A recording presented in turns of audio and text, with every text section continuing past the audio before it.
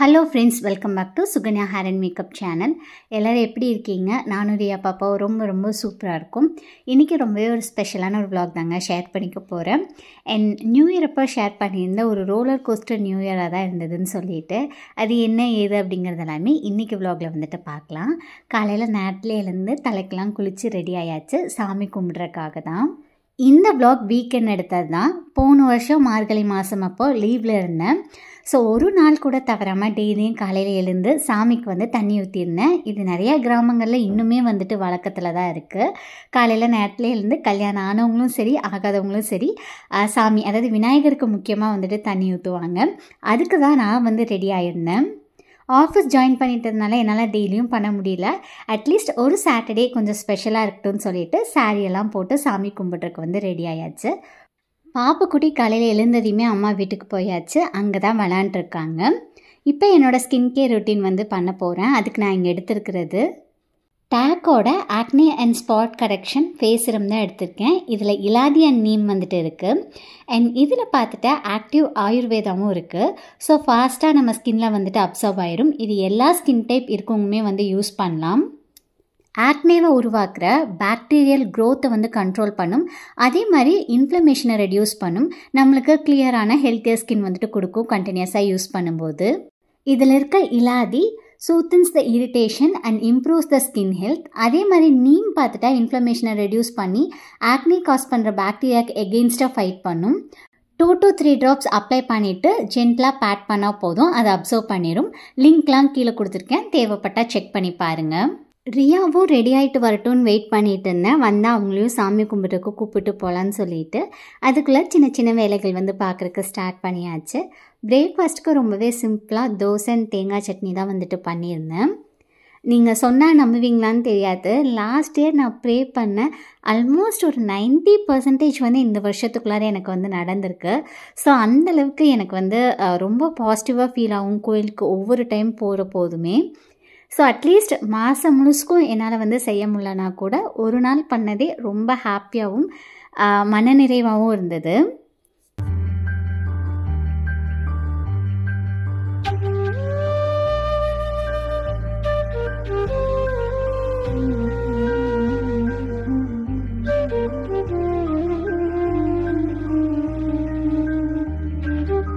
நான் சாமி கும்பிட்டு வரும்போதே ஹஸ்பண்ட் வந்து சாப்பிட்டு கிளம்பிட்டாங்க.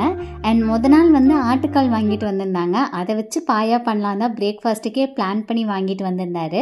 பட் நான் வந்து சாமி கும்பிடணுன்னு சொன்னதுனால சாமி கும்பிட்டு வந்துட்டு லஞ்சுக்கு பண்ணிக்கலாம் அப்படின்னு சொல்லி அவர் வந்து லஞ்சுக்காக வெயிட் பண்ணல, இடையில வரேன்னு சொல்லிட்டு வந்து கிளம்பியாச்சு. ரொம்ப பொறுமையாக ரிலாக்ஸ்டாக உட்காந்து இளநீ குடித்தேன். பிகாஸ் ஆஃபீஸ் ஒர்க் பண்ணுற அன்றைக்கி சீரியஸாக எந்த ஒர்க்கையுமே கொஞ்சம் பொறுமையாக கூட பண்ண முடியறது கிடையாது. என் பாப்பாவை வச்சுட்டு வேலை பார்த்தா 1 மணி நேரத்தில் முடிய வேண்டிய வேலை 2 மணி நேரம் ஆயிடுது. அதனால் ஃபுல் அண்ட் ஃபுல் பாப்புக்குட்டியை வந்து ஆஃபீஸ் ஒர்க் பண்ணுற போது மேலே அம்மா வீட்டில் வந்து விட்டுடுறது. நான் வந்து கீழே தான் இருக்கேன். ட்ரெஸ் சேஞ்ச் பண்ணதுமே அடுத்த ஒர்க்கில் வந்து இறங்கியாச்சு. இதெல்லாம் பொங்கலுக்கே பண்ணணும்னு நினச்சிருந்தேன், பட் வந்து பண்ண முடியலை. பாப்புக்குட்டியோட இந்த மாதிரி கவுன்ஸ், அதுக்கப்புறம் என்னோடய லாங் கவுன்ஸ்லாம் பீரோவில் வந்து ரொம்ப வெட்டியாக இடம் பிடிச்சிட்ருக்கு. அந்த ஸ்பேஸ் இருந்தால் நிறைய ட்ரெஸ் வந்து நம்ம நார்மலாக போடுறதெல்லாம் வச்சிடலாம். அதனால் பார்த்துட்டிங்கன்னா மீஷோவில் இந்த பேக் வந்து வாங்கியிருந்தேன். 6 பேக்ஸ் போல் 130 நினைக்கிறேன். பட் இது வந்து ஒர்த்து கிடையாது. கொஞ்சம் வச்சுட்டு தூக்குனாவே அந்த இடம் வந்துட்டு பிரிஞ்சிருது. அண்ட் இந்த 6ல் 1க்கு வந்து அவங்க ஜிப் வந்துட்டு கொடுக்கல. நான் ரிட்டன் பீரியட் முடிஞ்சு தான் இது வந்து பார்த்துருந்தேன். அதனால் வந்து என்னால் ரிட்டன் போட முடியலை. பட் இதுவே நல்ல குவாலிட்டியில் இருந்தால் சீரியஸாக வந்து இது பெரிய ஸ்பேஸ் சேவியர் தான் சொல்லணும். இவ்வளோ நாள் இது ஏன் வாங்கலை அப்படிங்கிற மாதிரி நான் வந்துட்டு யோசிச்சிருந்தேன். அமேசான் அதுக்கப்புறம் இன்னும் ஒரு சில வெப்சைட்லலாம் நல்ல குவாலிட்டி உள்ளதே வந்து நம்மளுக்கு கிடைக்குது. பட் அது வந்து கொஞ்சம் ரேட் கூட வந்து இருக்கும். லாஸ்ட் இயர் கரெக்டாக இதே டைமில் தான் மார்கழி மாதம் நான் பார்த்துட்டிங்கன்னா OnePlus ஃபோன் தான் வந்துட்டு யூஸ் பண்ணுறேன். ஒரு லைன் விழுந்தது. ஜஸ்ட் வந்து ஒரு நாள் அப்டேட் வந்து கேட்டது ஃபோனில், OS அப்டேட் கொடுத்தோன்னே பார்த்துட்டா ஒரு லைன் வந்தது. அதுக்கப்புறம் 2 டேஸ்லேயே வந்து 2 லைன்ஸ் வரக்கு ஸ்டார்ட் ஆயிடுச்சு. என்ன சொன்னாங்கன்னா இது இப்படி 1 லைன் 2 லைன் வந்து ஹோல் டிஸ்பிளேவே போயிடும் அப்படின்னு சொன்னாங்க. அப்போ கஸ்டமர் கேருக்கு காண்டாக்ட் பண்ண போது இது வந்து வாரண்டி பீரியட்லாம் முடிஞ்சிருச்சு, நீங்கள் தான் ஓனாக வந்து டிஸ்பிளே மாற்றணும்னு சொல்லியிருந்தாங்க. அதனால் வந்து 16,000 ஸ்பெண்ட் பண்ணி டிஸ்பிளே வந்து மாற்றிருந்தேன். அப்போ OnePlus 8 வந்து வச்சுருந்தேன்.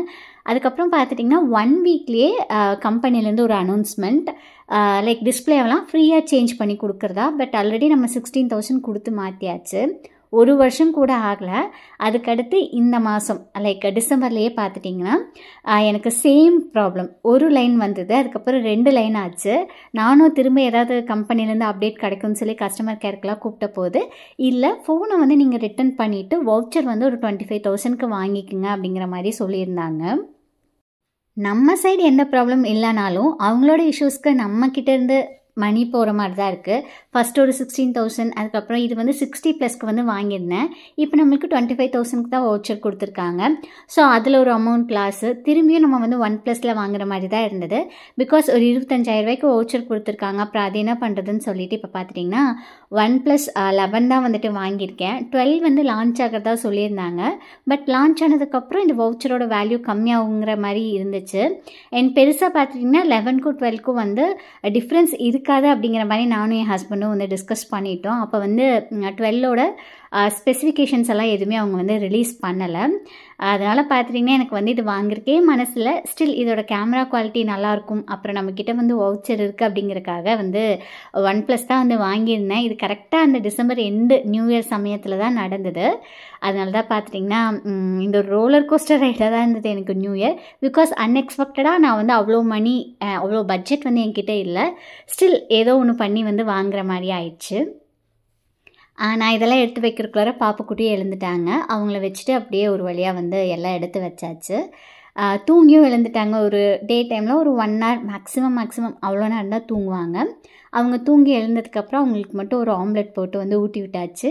ஏன்னா நான் லஞ்ச் ப்ரிப்பேர் பண்ணுற வரைக்கும் கண்டிப்பாக அவங்களுக்கு வந்து பசி தாங்காது. காலையில் கொஞ்சமாக தான் வந்து சாப்பிட்ருந்தாங்களே.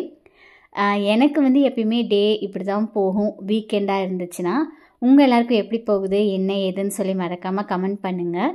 உங்களோட கமெண்ட்ஸ்லாம் படிக்கிற போது ரொம்ப ரொம்ப ஹாப்பியாகவும் மோட்டிவேட்டிங்காகவும் ஃபீல் ஆகும்.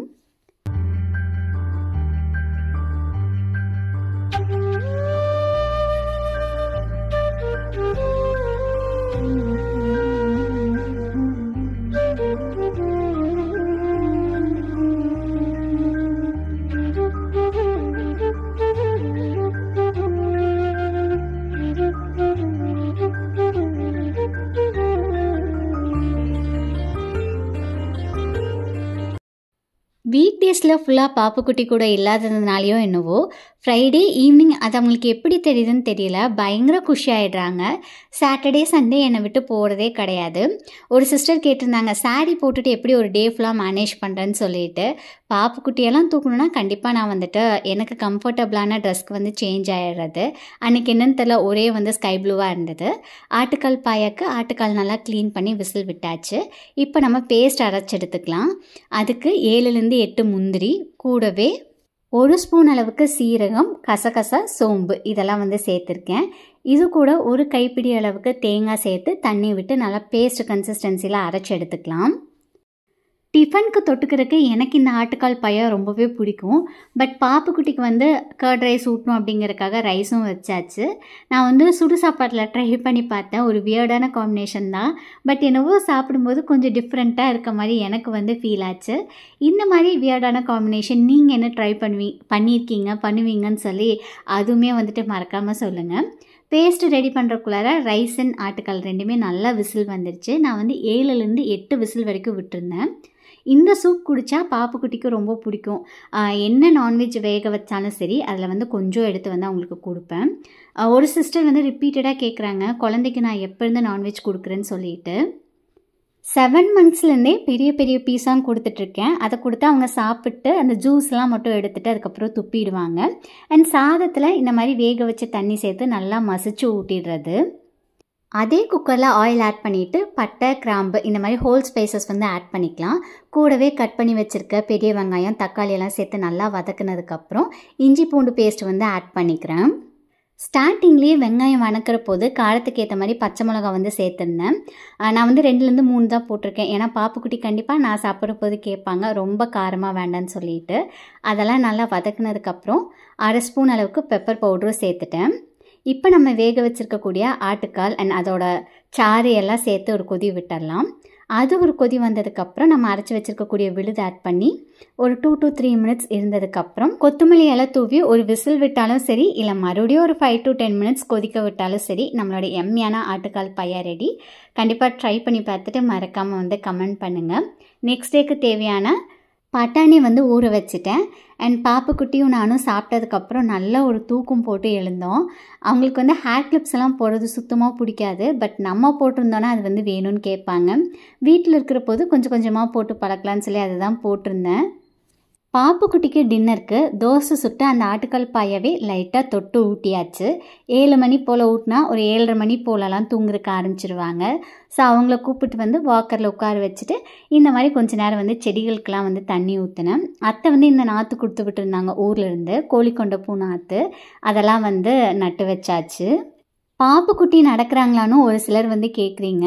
நடக்கிறாங்க. ரொம்ப வேகமாக நடந்து ஒரு 2 நாளுக்கு முன்னாடி கூட கீழே விழுந்து கீழே இருக்கக்கூடிய பல்லு மேலோதட்டில் மோதி ரத்தம் வந்து வாய் வந்து பெருசாக வீங்கியிருந்தது. அவங்க இந்த மாதிரி தான் வேகமாக நடந்து போய் எதுலையாவது முட்டி விழுந்து ரத்தம் வர வச்சிடுறது. இன்னும் ப்ராப்பராக நடக்கலை. ஒரு ஃப்ளோவில் அப்படியே எதையாவது பிடிச்சிட்டு அப்படி தான் வந்து நடக்கிறாங்க. கண்டிப்பாக அவங்க வந்து எதையுமே பிடிக்காமல் ப்ராப்பராக நடக்கிற போது உங்களுக்கு வந்து ஷேர் பண்ணுறேன். இது வந்து ஒரு 2 நாளுக்கு அப்புறம் எடுத்த vlog.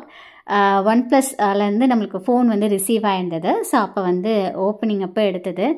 ரொம்ப பெருசாக வந்து எனக்கு எக்ஸைட்மெண்ட்டோ ஹாப்பினஸோ இல்லை. நம்மளோட காசை இப்படி வீணடிச்சிட்டாங்களே அப்படின்னு தான் ஒன்று மைண்டில் வந்து ஓடிட்டே இருந்தது. இருந்தாலும் ஒரு லைட்டாக அதை ஓப்பன் பண்ணி பார்த்ததுக்கப்புறம் என்னோடய ஃபோன் பார்க்குறக்கு ரொம்ப நார்மலாக தான் இருக்கும், அந்த OnePlus 8. பட் இது வந்து கேமரா பார்க்குறக்கு ரொம்ப டிஃப்ரெண்ட்டாக இருந்தது. அப்போ மட்டும் ஒரு சின்னதாக ஒரு எக்ஸைட்மெண்ட் வந்தது. இந்த vlog இவ்வளோ தூரம் பார்த்துருக்கீங்க. உங்கள் எல்லாருக்கும் எப்படி பிடிச்சிருக்குன்னு சொல்லுங்கள். இந்த vlog வந்து இங்கே நான் முடிச்சுக்கிறேன். நம்ம சேனல் ஃபஸ்ட் டைம் பார்க்குற மாதிரி தான் மறக்காமல் சப்ஸ்கிரைப் பண்ணி உங்களோட சப்போர்ட் வந்துட்டு எப்பயும் போல் கொடுங்க. அண்ட் பார்த்துட்டிங்கன்னா பெல் ஐக்கான் கிளிக் பண்ணிக்கோங்க. நான் வீடியோஸ் அப்லோட் பண்ணும்போதெல்லாம் உங்களுக்கு வந்து நோட்டிஃபிகேஷன் வந்துட்டு வந்துடும். தேங்க்ஸ் ஃபார் வாட்சிங் திஸ் வீடியோ. இனி அடுத்து இன்னொரு நல்ல vlogல மீட் பண்ணலாம். Until then, take care. Bye bye.